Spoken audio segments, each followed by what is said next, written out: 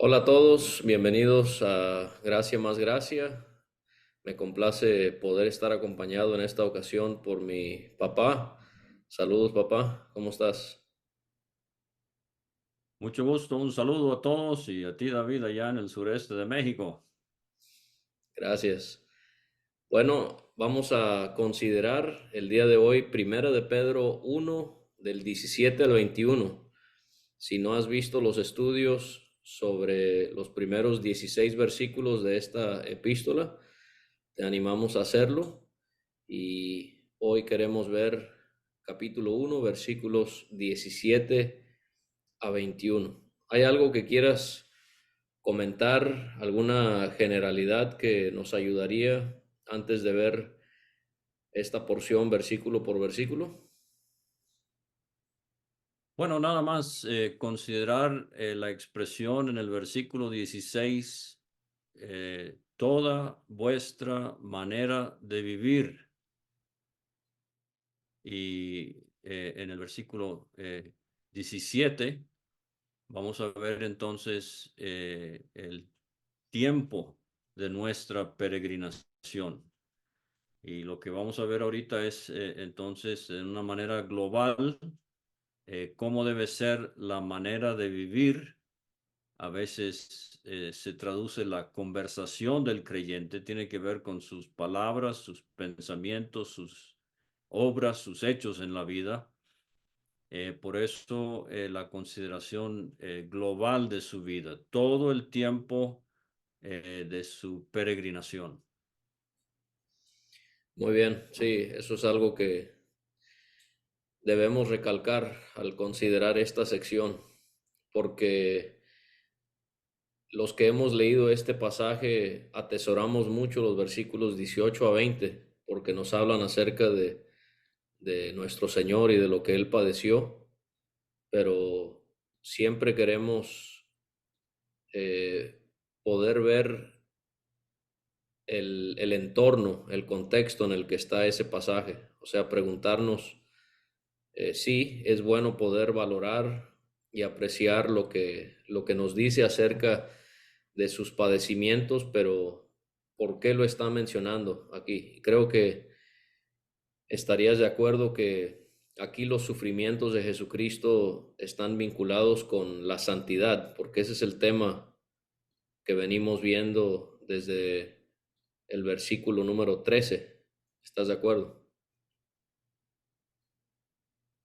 Exactamente. La Biblia, como sabemos, es un libro sumamente interesante. Dios no pone tomo uno, les voy a hablar de Dios Padre, y tomo dos, les voy a hablar de el Hijo de Dios, y tomo tres, el Espíritu Santo, y cuatro, el pecado, y cinco, la salvación, y seis, la iglesia, y siete, la profecía, como hacen libros de teología. Y eso está bien en su lugar y en su momento, pero la Biblia entrelaza muy, muy estrechamente teología con la vida cotidiana del creyente. Vamos a ver en el capítulo 2 uno de los grandes enunciados de la obra de Cristo en la cruz viene en el contexto de esclavos sujetándose a sus amos. Filipenses 2 es otro gran ejemplo, el pasaje quizás más sublime de la humillación y de la exaltación de Cristo viene entrelazado con lo que debería ser el sentir, la mente del creyente. Entonces, aquí, como has dicho, nos vamos a ir a la eternidad pasada y vamos a llegar a la cruz del Calvario, pero todo esto en el contexto de la santidad del creyente en su peregrinar en este mundo. Muy bien, eso es de mucha ayuda y esa es una de los propósitos que tenemos para estos estudios, es mostrarles a ustedes cómo tratamos de vincular un texto con otro. Entonces, ustedes pueden ver esta sección del 13 al 25 y tratar de ver todos todas las frases o palabras que se relacionan con la santidad. O sea, en el 13 habla de ceñir nuestros lomos, de nuestro entendimiento, ser sobrios. En el 14 vimos cómo debemos ser obedientes, no debemos dejarnos moldear conforme a los deseos de nuestra vida pasada. En el 16 y 17 se nos exige explícitamente que debemos ser santos como Dios lo es. Y entonces vamos a ver que ese es el ambiente, el entorno en el que se encuentra este precioso pasaje que tiene que ver con los sufrimientos de Jesucristo. Y quizás ya lo hemos señalado anteriormente, no recuerdo, pero cada uno de los capítulos de la primera carta menciona los sufrimientos del Señor. Y Pedro, como lo hacen los apóstoles, nos explican sus padecimientos en el sentido de que deben tener un impacto muy directo sobre nuestras vidas. De manera que Cristo murió y yo necesito entender eso, pero también necesito qué efecto debe tener eso en mi vida. Y como ya mencionaste, en el capítulo 1, en el capítulo 1, primeramente podemos ver, Cristo sufrió para que yo viva en santidad. Como ya señalaste en el capítulo 2, y creo que lo mismo vemos en el capítulo 3, Cristo sufrió para que yo sepa cómo sufrir por alguna injusticia. Y en los capítulos 4 y 5, Cristo sufrió para que yo participe de sus padecimientos y así poder gozarnos en el día de su revelación. ¿Estarías de acuerdo con eso? Sí, exactamente, muy bien. Muy bien, pues si quieres, vamos al versículo 17 y quería preguntarte de qué maneras invocamos a nuestro Padre. Cuando habla ahí de que invocamos al Padre, ¿qué podemos ver en cuanto a eso? Esta es una frase común en el Nuevo Testamento, Romanos 10:12, Primera Corintios 1:2, Segunda Timoteo 2:22. Bueno, alguien ha dicho que parafraseándolo sería, Pedro está diciendo, ustedes que oran el Padre Nuestro, la oración del Señor Jesucristo cuando enseñaba a sus discípulos cómo orar allá en Mateo capítulo 6. Entonces, esto es importante, repetir, recalcar. El nombre predilecto de Dios para el creyente en el Nuevo Testamento es el Padre, con P mayúscula. Entonces, nosotros tenemos esta relación muy íntima con Dios y aprovechamos, nos enriquece mucho estudiar los nombres de Dios en el Antiguo Testamento, los nombres compuestos de Jehová, etcétera. Pero siempre recordemos que Él es nuestro Padre, algo que en el Antiguo Testamento ocurre muy, muy escasas veces y hasta con P minúscula. Pero aquí nosotros podemos dirigirnos al Altísimo, al soberano creador, al eterno Jehová, pero Él es nuestro Padre y le invocamos. Entonces nos dirigimos a Él.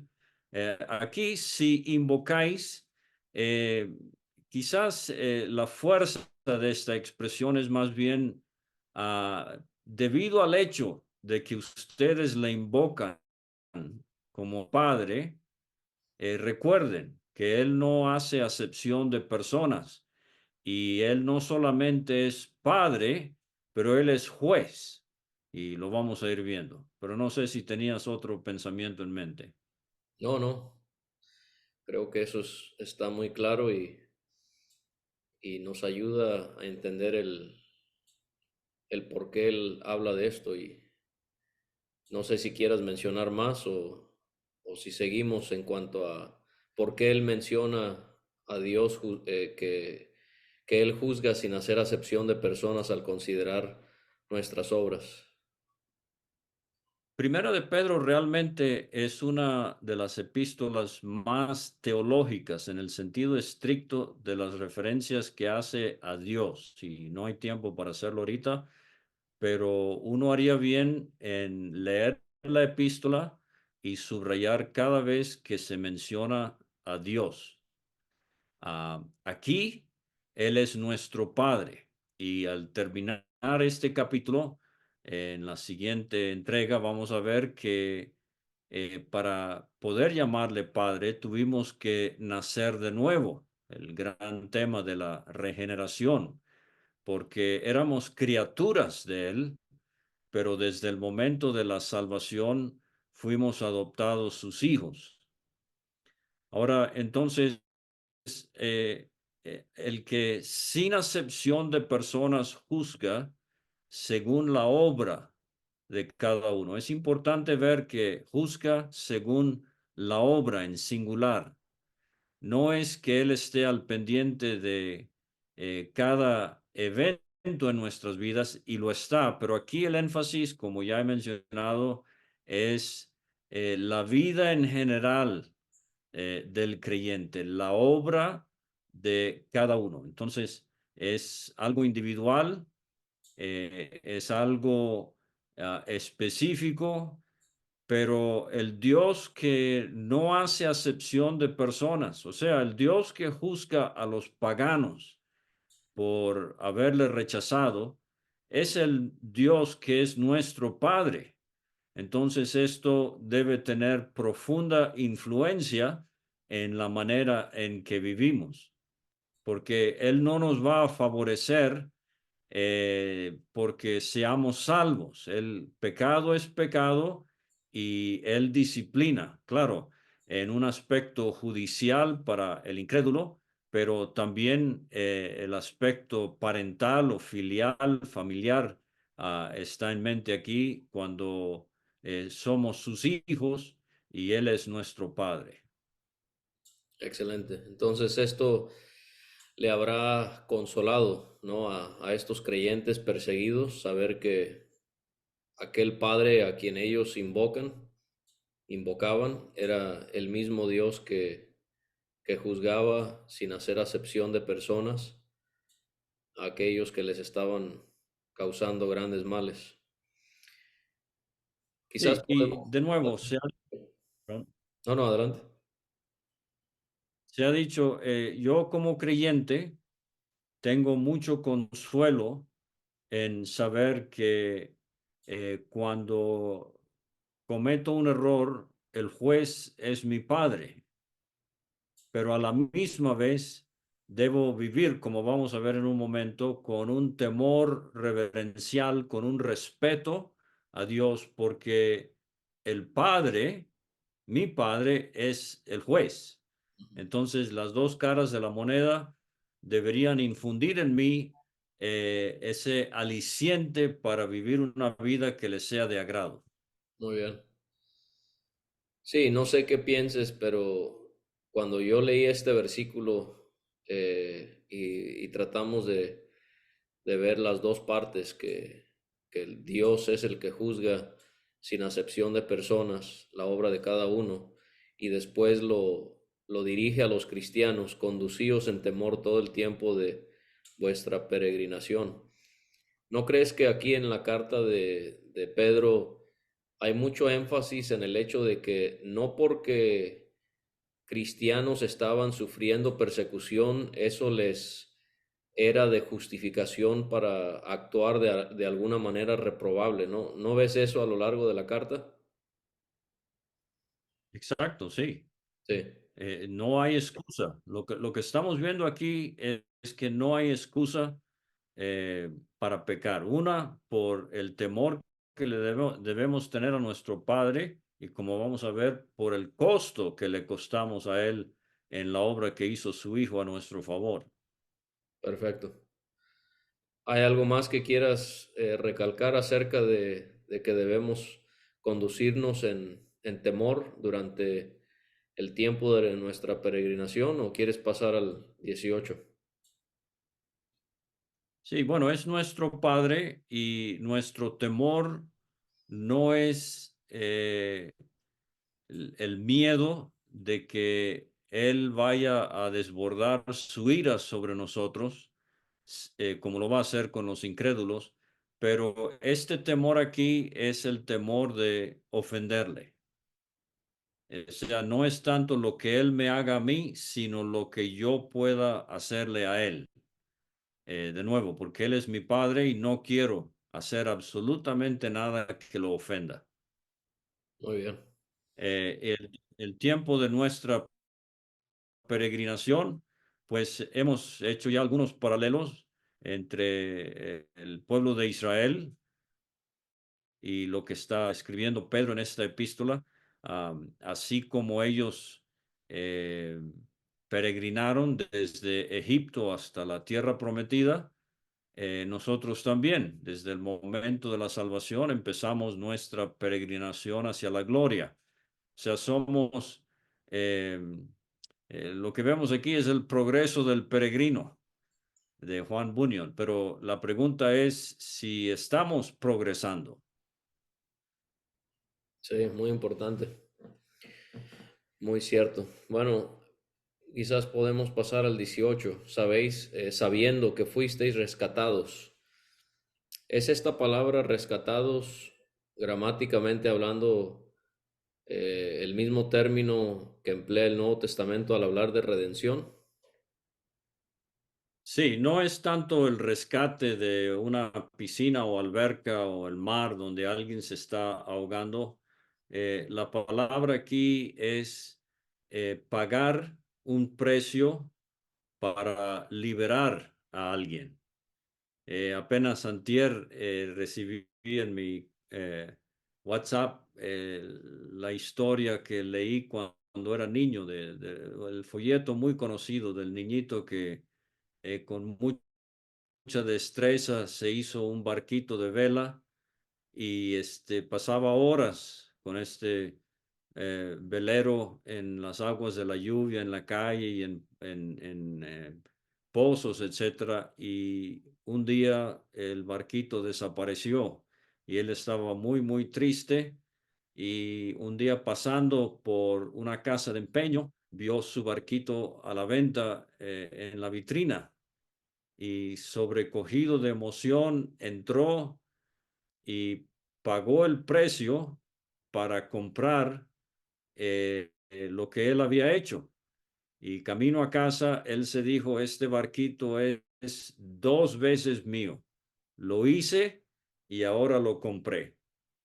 Y esto ilustra de una manera muy sencilla lo que Dios ha hecho con nosotros. Él es nuestro creador, pero el pecado nos arruinó y para poder comprarnos de vuelta, él tuvo que pagar un precio muy alto, que es lo que vamos a ver en estos versículos. Y David, déjame decir de una vez, del versículo 17 hasta el final del versículo 21, es una sola oración gramatical en el griego y también en nuestra Reina Valera.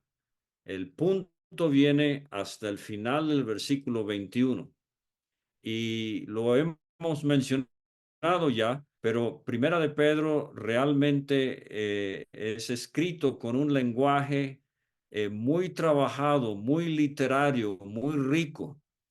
Y aquí Pedro nos presenta una oración bastante compleja, literariamente hablando, pero también bastante profunda, teológicamente hablando.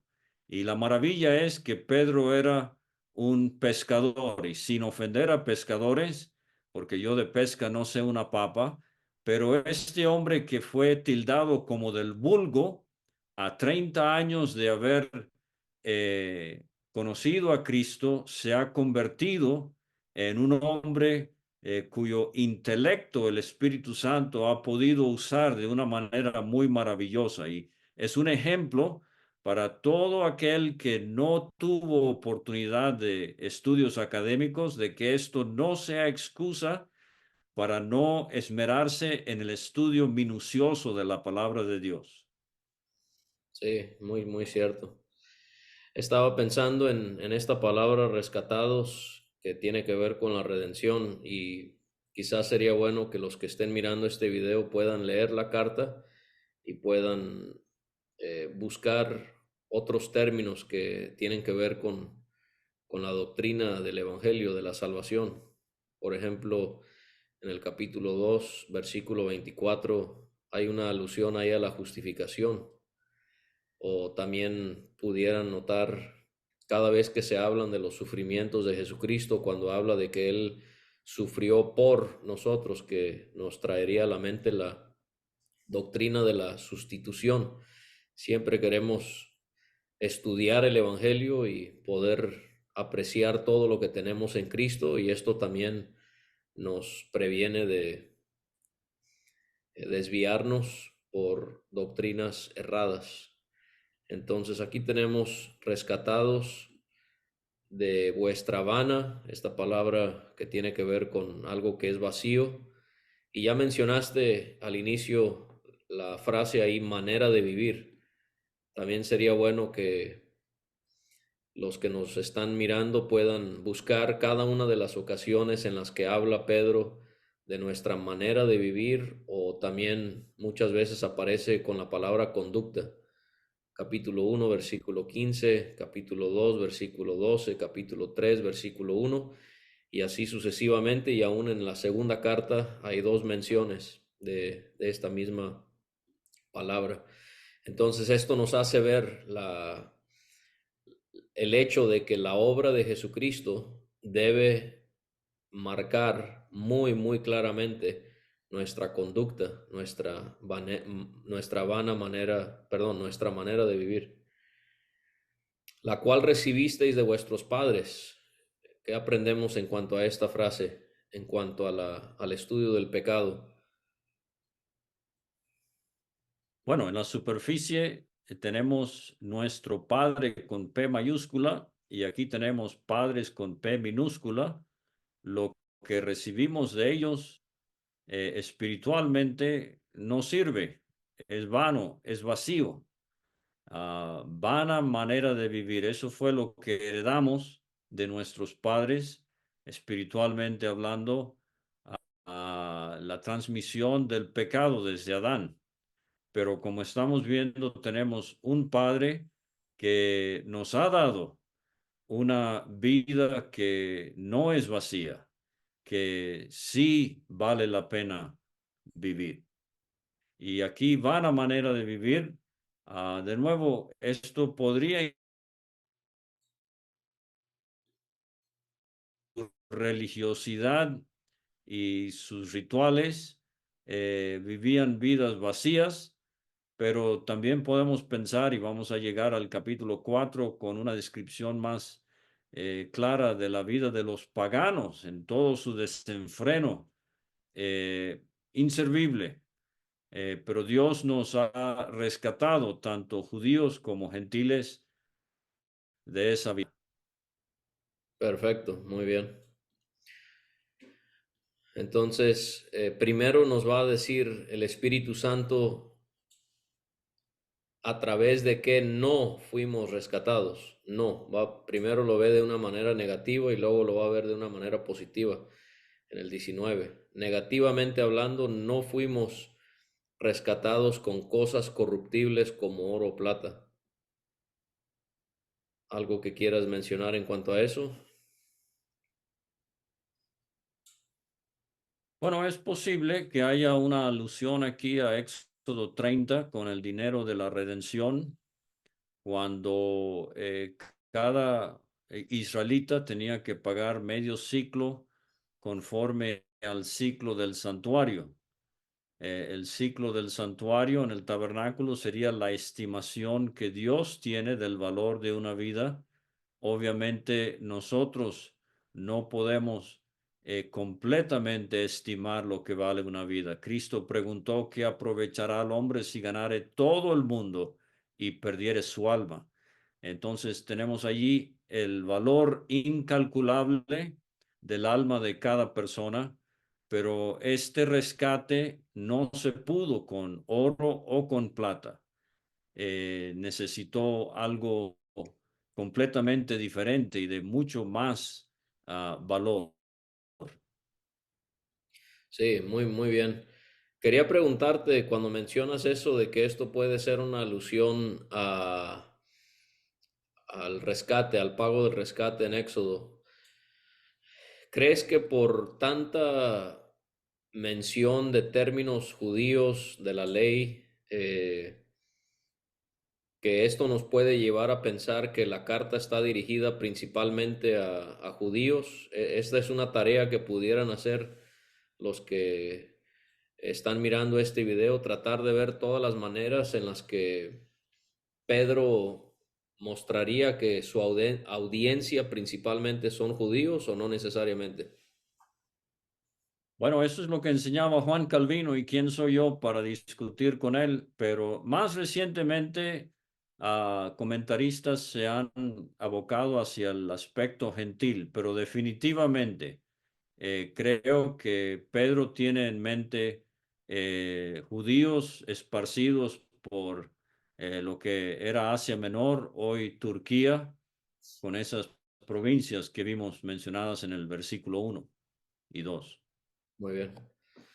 Bueno, podemos ver el 19, donde Pedro nos dice lo que sí hizo posible nuestro rescate. No fue con cosas corruptibles, como oro o plata, sino con la sangre preciosa de Cristo, como de un cordero sin mancha y sin contaminación. ¿Qué podemos aprender en cuanto al hecho de que se mencione aquí que la sangre de Cristo es preciosa y de que Él como cordero es sin mancha y sin contaminación? Y es interesante que Pedro el pescador nos habla del Cordero, de Cristo el Cordero en el capítulo 1 y nos habla de Cristo el pastor en el capítulo 5. Pero creo que aquí de nuevo estamos regresando a Egipto con el asunto del Cordero Pascual, donde el día 10 el padre de familia tenía que escoger un cordero y revisarlo. La sangre sería un tema bastante precioso, especialmente al primogénito de la familia. Pero lo que tenemos aquí es que Cristo como cordero escogido, que vamos a ver en el versículo 20 cuando sucedió esto, pero es sin mancha externamente, no había nada de pecado en Cristo, como vamos a ver en el capítulo 2 de esta carta, internamente sin contaminación. Entonces, este cordero escogido por Dios era completamente sano, no tenía ningún defecto ni externo ni interno. Claro, en Israel el padre de familia no podía ver el aspecto interno, él se guiaba por la salud visible externa que consideraba en el cordero que iba a escoger. Pero sí, la sangre preciosa. Judas Iscariote, él dijo, he pecado entregando sangre inocente. El escritor de los Hebreos, él habla de la sangre de Cristo como mejor que la sangre de Abel. Aquí Pedro está pensando en el costo de nuestra redención y por eso es la sangre preciosa de Cristo.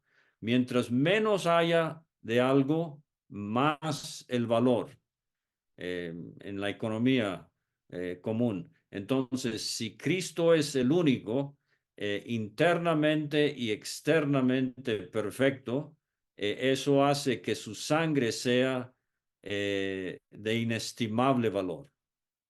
Muy bien, sí. Yo también estaba pensando en cómo pudiéramos relacionar la condición de la sangre y del ser de Jesucristo, eh, sangre preciosa, su ser como cordero sin mancha y sin contaminación, si pudiéramos relacionarlo otra vez con el tema de la santidad, de que Cristo siendo perfecto y su sangre siendo preciosa, me permite poder vivir una vida de santidad y de pureza delante de Dios, que es lo que está tratando aquí Pedro. Sí. Y el rescate de Egipto no solamente fue por sangre, sino por poder, cuando Dios los sacó de Egipto y cruzaron el Mar Rojo. Y esas dos cosas se ven en el efecto de la salvación en la vida del creyente. Se tuvo que derramar la sangre de Cristo, pero entonces el poder de Dios en la vida del creyente, salvándonos diariamente del poder del pecado. Sí, quizás aquí tenemos otra alusión a algo de los hebreos, ¿no? Tenemos la Pascua, el rescate y luego los panes sin levadura, la vida Muy bien, del pecado. muy bien. Bueno, podemos ver el versículo 20. Nos va a también a detallar algo sobresaliente acerca de nuestro Salvador, el Cordero de Dios, que fue destinado desde antes de la fundación del mundo, pero manifestado en los postreros tiempos por amor de vosotros. ¿Cómo habrán entendido esto los creyentes? ¿Por qué Pedro habrá sido guiado a escribir estas palabras? Bueno, él había predicado años antes, el día de Pentecostés, que Cristo fue entregado por el determinado consejo y anticipado conocimiento de Dios. Entonces, de nuevo, aquí veo lo de Éxodo 12, cuando el día 10 el Padre salía a escoger el Cordero, pero él tenía que observarlo hasta el día 14, cuando ese Cordero sería inmolado, que en este caso el Señor Jesucristo había sido observado desde tiempos eternos. Entonces, eh, una de las maneras de verlo de Génesis 22 en el monte Moriah es Dios se proveerá de cordero. Dios ya tenía en mente al Señor Jesucristo eternamente. Entonces, tenemos en estas frases la eternidad pasada, desde antes de la fundación del mundo. Tenemos la cruz del Calvario, la sangre preciosa de Cristo manifestado en los postreros tiempos, pero entonces tenemos por amor de vosotros, estos creyentes en Asia Menor y por extensión nosotros también, pero todo esto en relación al propósito eterno de Dios. Hemos visto la presciencia de Dios en cuanto a los creyentes en el capítulo 1 al principio, y ahora estamos viendo este conocimiento anticipado de Dios en cuanto a Cristo. Y nosotros no podríamos haber sido escogidos por Dios si no hubiese sido por el hecho de que Dios ya tenía en mente la obra de su Hijo. Muy bien. Y quizás esto también habrá animado muchísimo a estos cristianos, saber que Dios es un Dios que tiene propósitos que van hasta antes de la fundación del mundo. Y entonces esto nos puede hacer confiar en su soberanía, su providencia, que todas las cosas nos ayudan a bien. Eh, Sí, sí, sí, sí. perdón.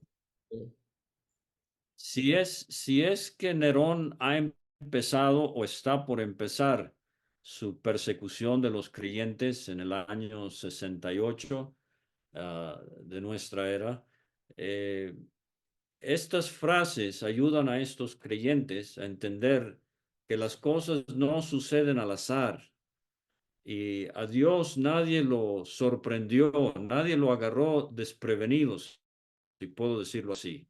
Dios tiene un plan y la persecución de creyentes que ellos están sufriendo, la crueldad de Nerón y posteriormente de otros emperadores romanos, nada de esto tomó a Dios por sorpresa. Y lo que está haciendo Pedro aquí es equipando a los creyentes con una visión más amplia de las cosas para entender que eh, todo esto es parte de lo que Dios está permitiendo. Excelente, muy bien. Bueno, quizás debamos pasar al 21, mediante el cual creéis en Dios. Eh, quizás pudiéramos preguntar aquí, ¿de qué manera hemos creído en Dios a través de Cristo? ¿La salvación es recibida al creer en Jesús o en su Padre? ¿O qué es lo que podemos entender por esta frase? Bueno, me viene a la mente Juan 17, esta es la vida eterna, que te conozcan a ti y a Jesucristo a quien has enviado. Entonces, cuando lleguemos al final de este capítulo, oímos el Evangelio y le creímos a Dios, pero el tema del Evangelio es el mensaje del Señor Jesucristo.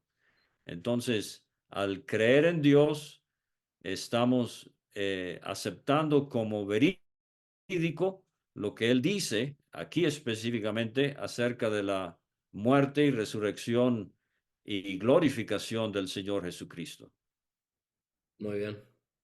Y tenemos aquí una mención de su resurrección y vemos la importancia de esto en cuanto al Evangelio. Vimos su vida en el 19, un cordero sin mancha, sin contaminación. Vimos su muerte, que su sangre es preciosa, a lo que alude a su muerte. Y ahora vemos la resurrección, quien le resucitó de los muertos y le ha dado gloria. ¿Qué podemos mencionar brevemente en cuanto a esos dos aspectos del Señor? Bueno, muy importante y de nuevo regreso a la prédica de Pedro el día de Pentecostés. A este Jesús, Dios le ha hecho Señor y Cristo. Eh, entonces, es un paquete completo sumamente importante. El que murió vive. El que vive está sentado a la diestra de la majestad en las alturas. Para que vuestra fe y esperanza sean en Dios. Entonces, si Cristo resucitó y a mí me toca morir por causa del Evangelio, no hay problema porque Dios me va a resucitar. Y si yo tengo que sufrir grandemente por causa del Evangelio, no hay problema porque así como Dios glorificó a su Hijo, Él nos glorificará a nosotros y nos recompensará. Y entonces quizás por eso les dice esto, ¿no? Para que vuestra fe y esperanza sean en Dios. La descripción que el escritor a los Hebreos da de la fe en Hebreos 11 es pues la fe, la certeza de lo que se espera. Esa es la esperanza. La convicción de lo que no se ve. Esa es la fe. Entonces tenemos los dos aspectos aquí. Fe, estoy creyendo en algo que no puedo ver. Esperanza, estoy creyendo en algo que está por suceder. Perfecto. Bueno, muchísimas gracias por tu ayuda y gracias a cada uno de los que estuvieron con nosotros en esta ocasión. Esperemos que sea de bendición para todos. Amén. Y un placer.